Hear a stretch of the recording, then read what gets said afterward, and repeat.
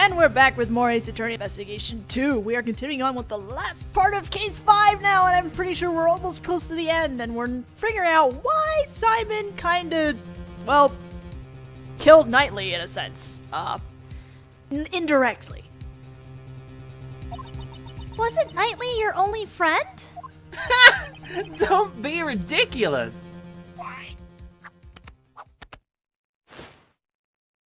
I stopped thinking of him as a friend 18 years ago. Wow, okay. 18 years ago. Would that have been the day of the IS-7 incident? Thanks to Knightley, I nearly died that day in the snowstorm.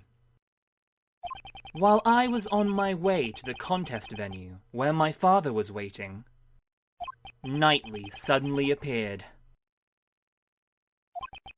He held me down, tied up my hands and feet, and with tears streaming down his face. He kept apologizing. My dad's too scary. I can't disobey him. Please forgive me. I'm sorry. Stop it, Horace! I promised my dad! I said I'd taste his desserts. If I'm not there, Dad will be in trouble. I'm gonna let everyone know my dad's desserts are the best in the world! After that, he locked us inside a car.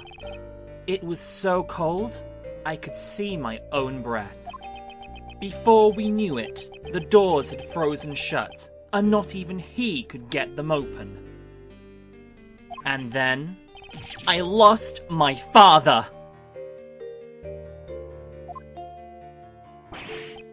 What?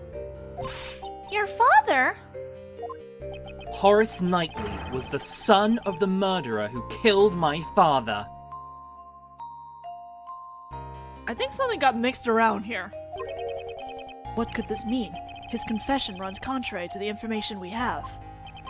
But the name of the victim in the IS-7 incident was Isaac Dover. Isaac Dover is my father's name. 18 years ago, my memories were muddled from the shock of my near-death experience. So it wasn't until later that I learned the truth.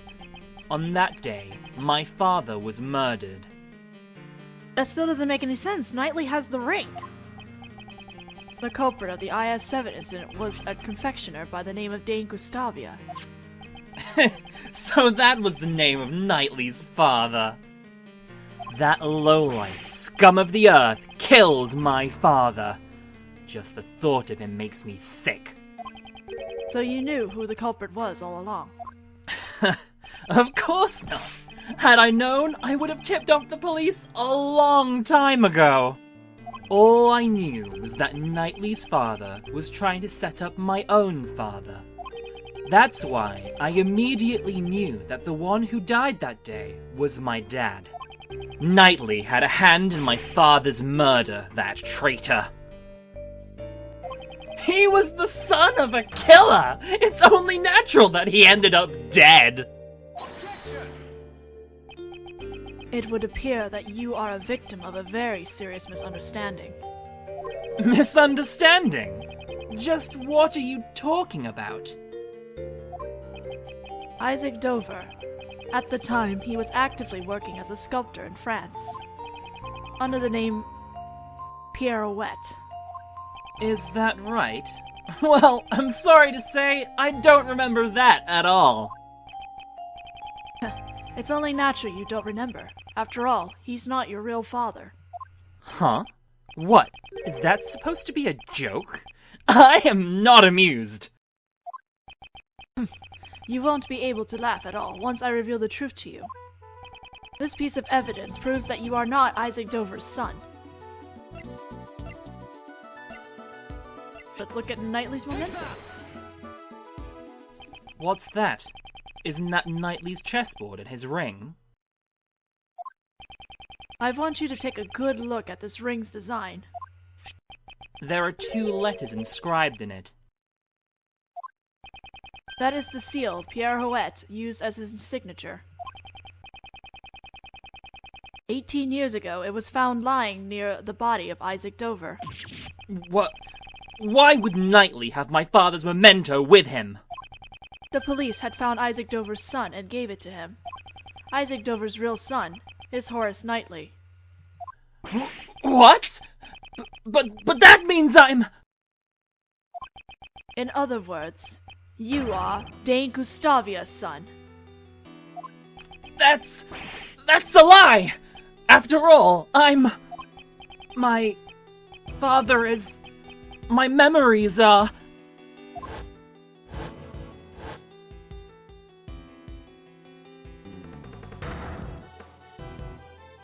I lost my father because Knightley locked me up in the car!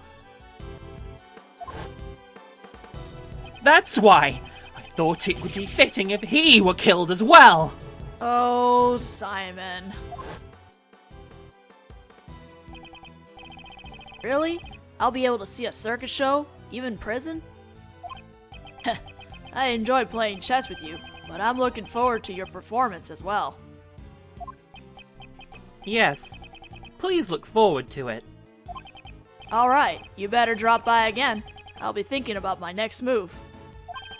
Oh yeah, I've left something special inside that chessboard for you. You should check it out later. Something special? I'm not quite sure what you mean, but thanks. I owe you one, Simon. If only you hadn't stopped me 18 years ago. It wouldn't have had to come to this.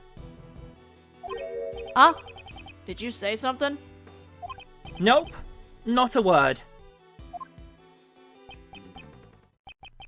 Goodbye, Horace. After all that, you're saying it was my father who killed Knightley's? Then that means... Was it all for nothing? I didn't want to become some weakling who could be killed by anyone. That's why I thought I'd follow in Mr. Dogan's footsteps!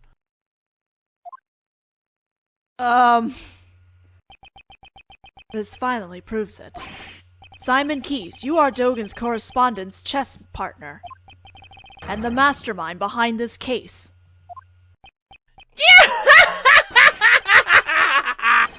That's right. It was me. I'm the mastermind behind it all. He's finally showing his true colors.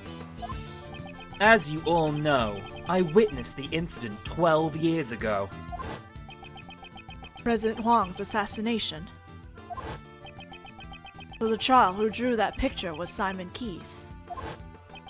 When I was found out, I was subjected to horrible interrogations over and over by that heartless Patricia. I'd spend the nights trembling in my bed, terrified of what the next day would bring. I'm sure you can understand why I'd want to sneak out of there, right? However, Blaze would have likely sent pursuers after you. Exactly! I was on the run from them every waking moment. 24 hours a day, 365 days a year. I couldn't even sleep at night. I'd jump at the slightest noise. And that's why I became a circus performer. Blaise de Best was the chief prosecutor, and Patricia Rowland was the warden of the prison. No ordinary person would be a match for those two, and there were no adults I could rely on. Furthermore, behind the scenes was the body double who had set those two in motion. Though he was a fake, I was up against a nation's president. Talk about utter despair, right? My only ally was Mr. Dogan. He saved my life after all. He actually helped me out, unlike Knightley. If this story is true, it's ironic.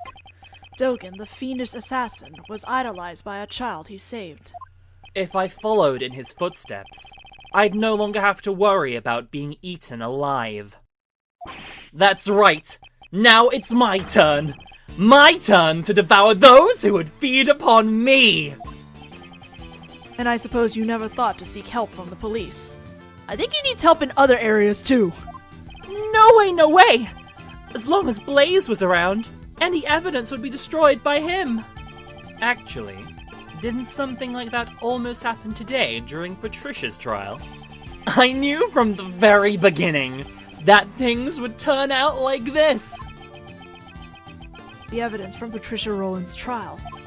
So he's saying that he expected the evidence would be destroyed. I see, so that's why you kidnapped John. To force a guilty verdict even in the absence of evidence. Who's to say?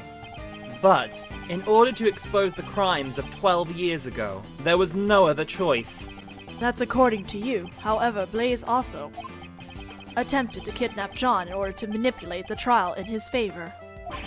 Your methods are no different than those of the people you so despise.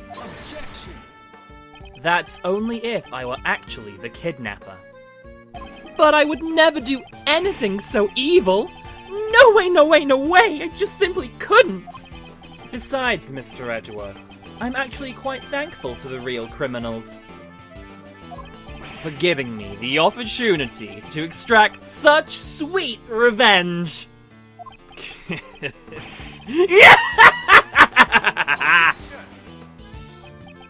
So, you admit it. Your motive was revenge. Yeah, I admit it. So what?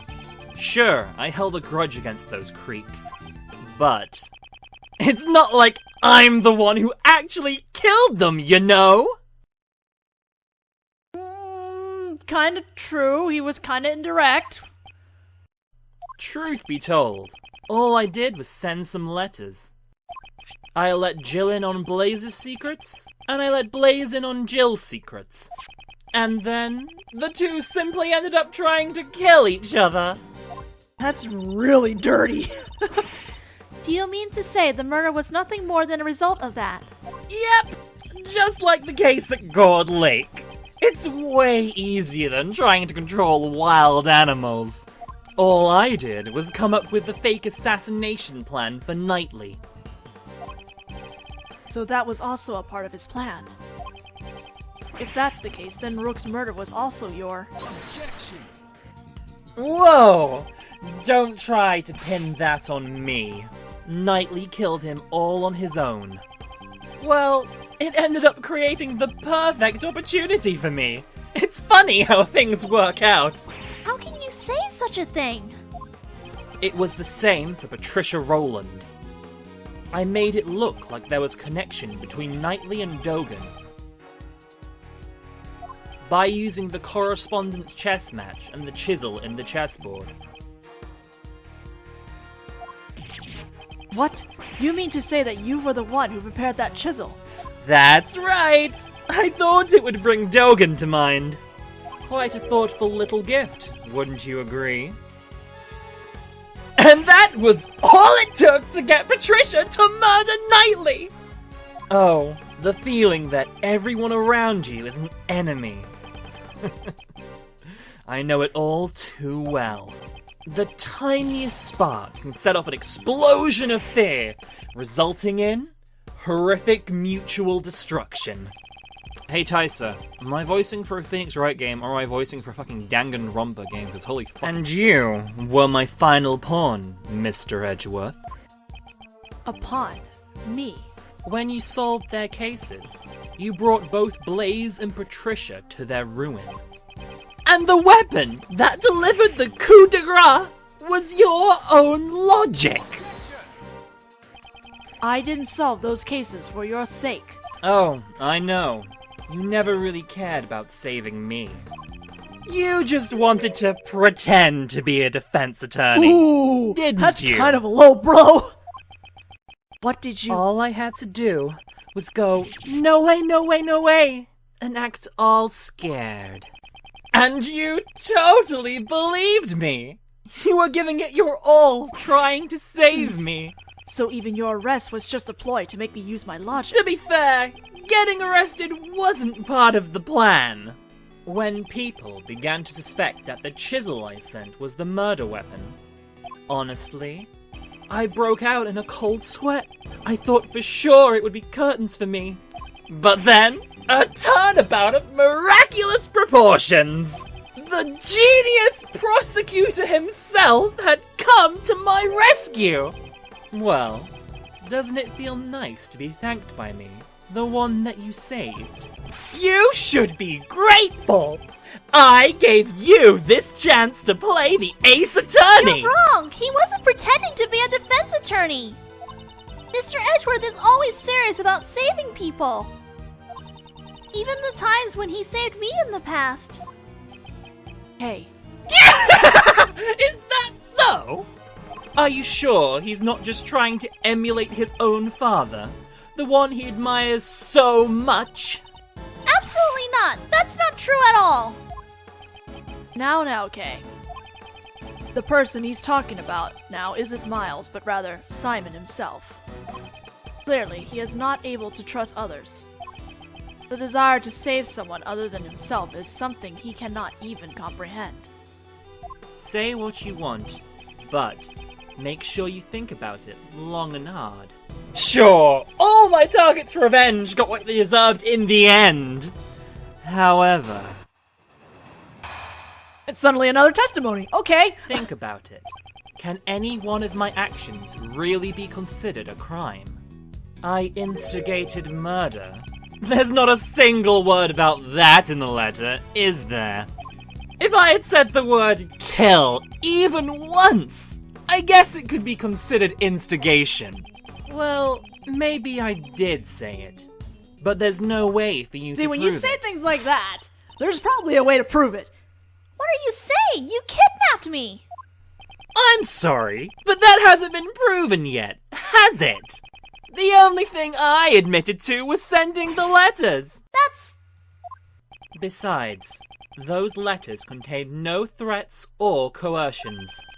I simply conveyed information. Information that each recipient would find beneficial. You crafty little... Can't we do something about it? What was it he said? Integrating murder?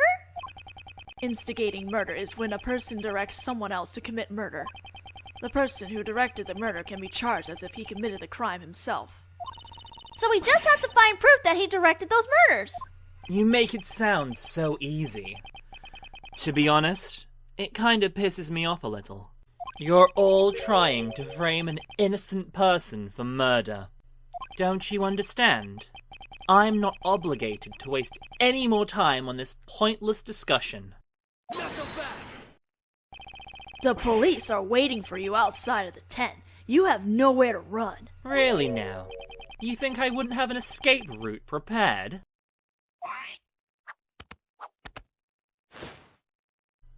For example, let's say I gave an order so that all the animals here attacked you! Oh shit. Now, what if I were to take my leave during the ensuing chaos? What'd you say? You can't be serious. It was just an example. Wouldn't that make for an interesting show? Here's another idea. What if I took out a hidden gun and took John hostage? That might be more exciting. I will never allow you to do such a thing. I can't tell whether or not Simon is being serious.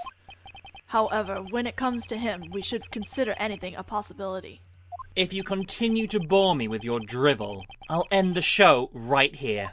I'd like you to keep that in mind before you make any baseless objections. Oh, great. Gonna take more of the bar down. Thanks. Cannot make any careless remarks. Isn't there some way I can charge him with his crimes? Something tells me I'm not allowed to press at this point, but let me just check anyway. I just have a feeling.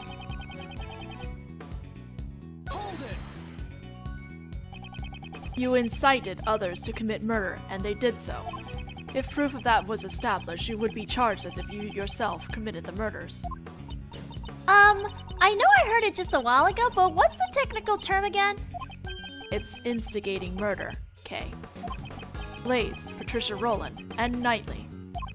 Their crimes are unforgivable, of course. However, the one who pulled the strings from behind the scenes and drove them all to murder was none other than you, Simon Keyes. Mr. Edgeworth, you really do speak your mind freely. But you know,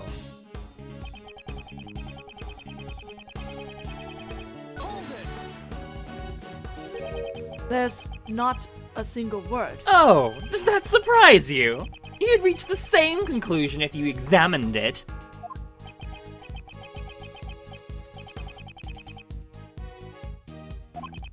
Oops, given his composure, I say he's not bluffing.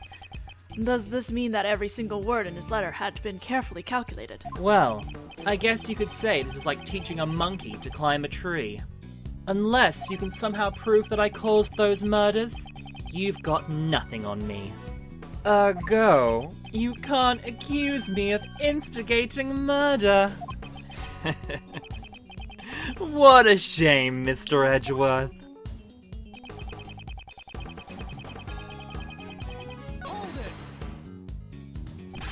I know you instigated the murders.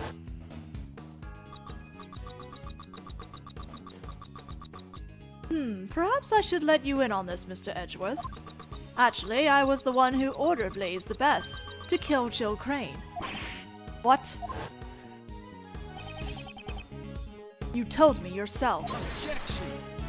But you know, the funny thing is, it means absolutely nothing if you have no proof. I mean, there's no way I'd ever say something like that. No way, no way, no way, no way! That's certainly true. It means absolutely nothing if I can't prove it. If there was some evidence that could prove what he said over the phone. Something tells me I need to use something from Nicole. Maybe you did say it. Did you or didn't you? It doesn't really matter whether I did or didn't. That's not what's important. I'm sure you know full well, Mr. Edgeworth. There's no way to prove it. There's no way any proof could exist! Until I find some sort of proof, my arguments are meaningless. Should I press him to draw out more information or review the evidence? At any rate, I must find some way to break through his defense. He confessed to me over the phone. He told me he had Blaze killed Miss Crane. If only there was some evidence that could prove what he said over the phone. Well, there might be a way. Let me go find it. That's not it. I believe this is what we need.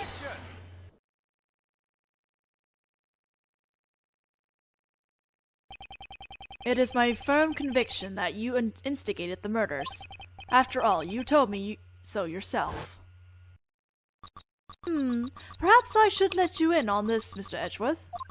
Actually, I was the one who ordered Blaze the Best to kill Jill Crane. What? Did I say that? I really don't remember. You may think you can deceive us as much as you want. But unfortunately for you, Unfortunately. you used a bug to eavesdrop on our conversations. But there was someone else who wiretapped that bug of yours and recorded the whole thing. It was recorded. In other words, the conversation between you and that clown is recorded on that tape? Lang Zi says, a schemer drowns in his own schemes, and this is what he meant. Miss Swift, I'd like to listen to your tape. Roger! It's right about here. Mr. Edgeworth, Judge Courtney's cell phone is ringing. Who is this? Are you the person who ambushed Kay? Mr. Edgeworth, I want to listen on this too. Very well. This is where it starts. Well, I must say. Huh? That's odd. What's wrong? Well, there ain't nothing recorded past this point. No, Nicole, why? What? Why? Why isn't it recorded?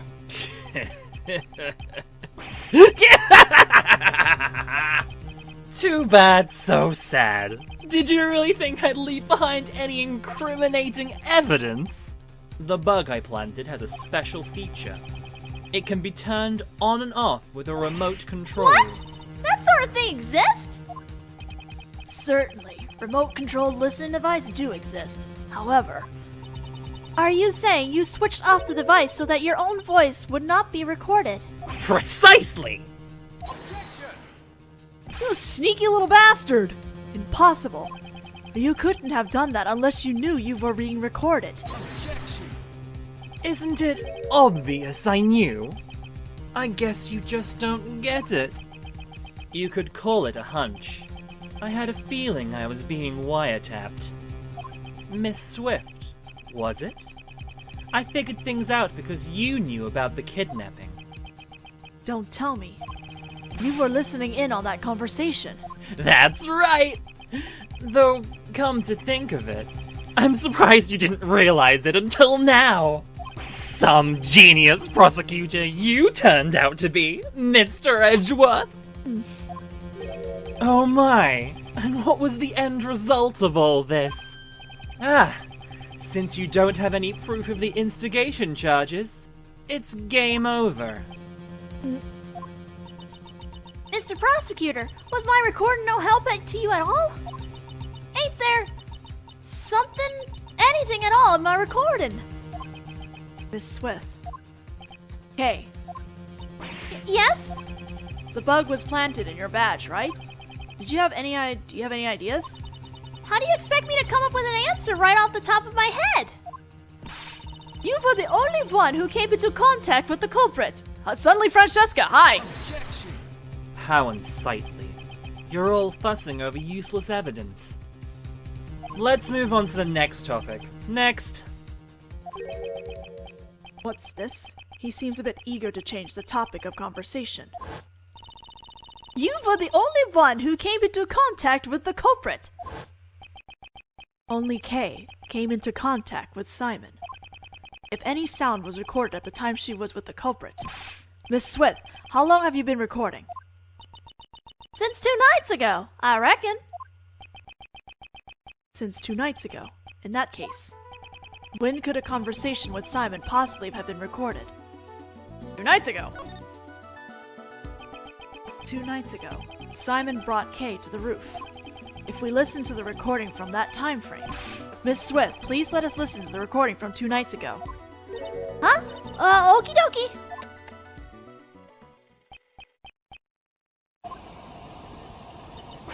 This is the sound of a hot air balloon. That's right. At the time, Simon was carrying Kay in a hot air balloon. Ergo, he was near Kay. Isn't there anything recorded?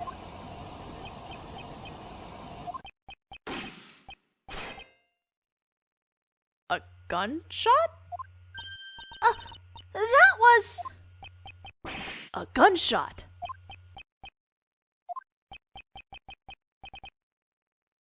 Verpits! It seems you were quick to deactivate the bug. However, you were a little too late. You can't run anymore. That gunshot ties you to the case. Huh? What are you saying? There's no gun involved in this case, is that? No, there should be someone connected to the case who fired a gun. Let's strike with the evidence that points to that person. Which piece of evidence connects the gunshot to the case? I think we need the crime scene notes. If I can find the crime scene notes, I don't know where they are. That's testimony, that's footprints, that's the IS-7. Jesus fuck. Crime scene notes, there we go. Take that! Jesus. It's written right here, in the body double's autopsy report. Gunpowder residue was detected on his right hand. Where was Kay at the time this gunshot was recorded? That's right, she was being carried to the roof of the Grand Tower in your balloon. And as it turns out, there were a few more people on that very same rooftop at the same time. You mean the double and me? Oh, certainly, after we talked for a brief moment. The body double noticed something and had me leave before him. Now, what if the gunshot rang out after that? We can clearly hear it in the recording. I doubt that you would have noticed it. Do you intend to feign ignorance until the very end? That's nothing more than mere conjecture. What we heard on the recording was not just a gunshot.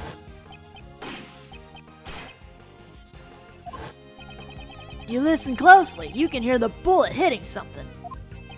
If the body double was aiming at Simon, then the bullet may have struck which piece of evidence? The lion balloon? Take that! The body double likely fired the gun at the balloon. And not. I'm gonna let... Jesus. I'm gonna let everyone know that my dad's suits are the best in the world. Yes, sirree. I'm Simon the Child. I can't do the right voice for this. He was the son of a kill- Oh, fuck, I hit the fucking mic. You should be grateful. I gave you- Oh my god, I smelled the pop filter and now it's in my face.